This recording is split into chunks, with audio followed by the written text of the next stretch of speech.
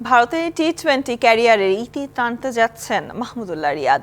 আজ আনুষ্ঠানিকভাবে ক্রিকেটের শর্টার ফরম্যাট থেকে অবসরের ঘোষণা দিতে পারেন তিনি। দিল্লিতে বর্তমানে রয়েছেন আমাদের সহকর্মী মামুনুর রশিদ। এ নিয়ে বিস্তারিত জানতে যুক্ত হব তার সাথে। মামুন, রিয়াদের অবসরের সিদ্ধান্তটা বেশ কিছুদিন আগেই নিয়েছিলেন, এমনটাই কিন্তু আপনি জানিয়েছিলেন। সব শেষ এ বিষয়ে কি তথ্য আছে এবং কখন এই প্রেস কনফারেন্স হতে পারেন আমাদের জানাবেন। আসলে ভারত সিরিজের শুরু থেকেই আমরা জানতে পারি যে রিয়াদের শেষ সিরিজ হতে যাচ্ছে এটা। তবে একটা সম্ভাবনা ছিল যে এই সিরিজ তিনি ভালো করেন, হয়তোবা দেশে গিয়ে তিনি যে নির্বাচকরা আছেন, গাজী আশরাফ হোসেন লিপু সহ যারা আছেন তাদের সাথে বসার একটা পরিকল্পনা ছিল।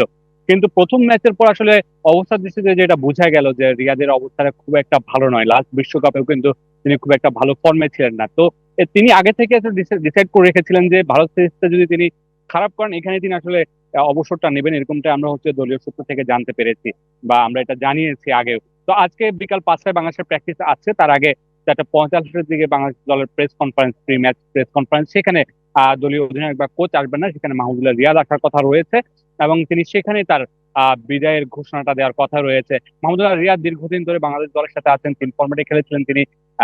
টি-20-তে তিনি এখন নিয়মিত ছিলেন, লাস্ট ওয়ার্ল্ড কাপেও ছিলেন। 2026 টি-20 বিশ্বকাপকে ঘিরে বাংলাদেশ কিন্তু নতুন করে একটা চিন্তা করছে, নতুন ভাবে নিজেদের দলকে গোছানোর যে পরিকল্পনা করছে বাংলাদেশ, সেই পরিকল্পনার অংশ হিসেবে রিয়াদকে নিয়ে আসলে লম্বা সময় ধরে ভাবার যে বিষয়টা, সেটা আসলে নির্বাচকরা করতে চান না বা করছেন না। আপনি যদি দেখেন যে কয়দিন আগে ভারতে সাকিব আল হাসান অবসরের ঘোষণা দিয়েছেন টেস্ট থেকে, এবং তিনি বলেছেন যে লাস্ট যে বিশ্বকাপ টি-20 হয়েছে সেখানে তিনি আহ টি-20 শেষ খেলে ফেলেছেন, তিনি আর টি-20 খেলবেন না। এবং সাকিবের পথ ধরে মাহমুদুল্লাহ রিয়াদও আসলে সেই সিদ্ধান্তটা নিয়েছে। এটা আসলে আমি বলবো যে একটা সাহসী সিদ্ধান্ত। এই সিদ্ধান্তটা নেওয়া আসলে খুবই দরকার ছিল এবং সময় উপযোগী সিদ্ধান্ত, কারণ মাহমুদুল্লাহ রিয়াদ অনেক কিছু দিয়েছেন বাংলাদেশ ক্রিকেটকে, তার দেওয়ার আসলে সামর্থ্য এখন খুব বেশি নেই। তিনি প্রচুর পরিশ্রম করেছেন, তার কামব্যাককে নিয়ে মাঝখানে তিনি টিম থেকে বাদ পড়েছিলেন, সেখান থেকে তিনি অনেক পরিশ্রম করে দলে ফিরেছিলেন, ওয়ানডে বিশ্বকাপে তিনি ভালো করেছিলেন। কিন্তু আসলে টি-20-তে যেরকম আমরা ইম্প্যাক্ট দরকার, যেরকম আসলে পেশি শক্তি দরকার, যেরকম হচ্ছে আপনার স্টেমিনা দরকার, শারীরিক যেরকম ভাষা দরকার, সেটা আসলে রিয়াদের মধ্যে এখন আপনার বেশি দেখা মিলছে না। রিয়াদের বয়সটাও একটা ফ্যাক্ট, 39 বছর প্রায় ছুঁই ছুঁই।